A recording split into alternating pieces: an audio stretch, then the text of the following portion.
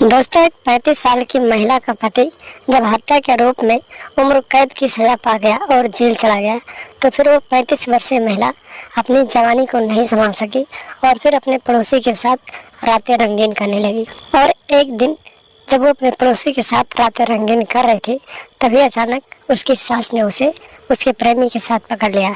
उसके बाद जो हुआ वो आप खुद देख लीजिए। नमस्कार दोस्तों, स्वागत है आप सभी का हमारे एशियन क्राइम अफेयर चैनल में। दोस्तों, एशियन क्राइम अफेयर चैनल को आप सभी लोग सब्सक्राइब कीजिए, वीडियो को लाइक कीजिए और वीडियो को ढेर सारा शेयर भी कीजिए। दोस्तों, चढ़ती जवानी और हवस की ये कहानी उत्तर प्रदेश के वाराणसी से सामने आई है, जहां पर एक 35 वर्षीय राधिका नाम की महिला रहती थी। दोस्तों, उसके पति का नाम संजय था। संजय और राधिका दोनों एक दूसरे के साथ बेहद ही खुश रहते थे। उसके पास एक 5 साल का बेटा भी था।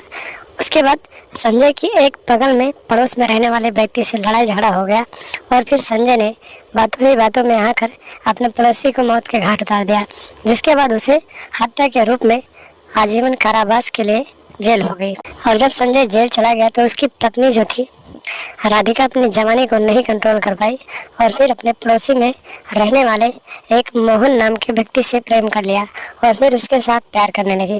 रोज रात को जब उसकी सास सो जाती थी तो फिर वो अपने प्रेमी के साथ पूरी पूरी रात प्यार करती थी। इसी तरीके से दिन बीतते जा रहे थे। एक दिन उसकी सास को इसकी भनक लग गई और फिर उसने अपनी बहू को कहीं भी आने जाने से मना कर दिया और मोबाइल फोन चलाने से भी मना कर दिया। जब सास ने इतनी सारी कड़ाई दिखाई तो बहू जो थी अपनी सास से परेशान होने लगी और लगातार चोरी छुपके अपने पड़ोसी से मिलने लगी। एक दिन की बात है दोस्तों, रात के करीब 2 बज रहे थे और राधिका अपने पड़ोसी मोहन को अपने कमरे में बुलाकर उसके साथ प्यार कर रही थी। तभी अचानक उसकी सास की नींद खुल गई और फिर वो उसके कमरे में पहुंच गई। और जब वो उसके कमरे में पहुंची तो मोहन चुपके से वहां से फरार हो गया, लेकिन राधिका को उसने खूब खरी खोटी सुनाई और फिर जाकर अपने कमरे में लेट गई। इसी तरीके से दिन बीतते गए और एक दिन राधिका ने अपने प्रेमी मोहन के साथ मिलकर एक अलग प्लान बनाया और फिर अपनी सास को मौत के घाट उतारने का प्लान बना लिया। और एक दिन की बात है, अपनी सास को खाना देने के बाद राधिका अपने कमरे में जाकर सो गई और जब आधी रात को उसके साथ सो गई तो फिर राधिका उसके कमरे में गई और उसके तकिए से उसका मुंह दबा दिया और उसे मौत के घाट उतार दिया।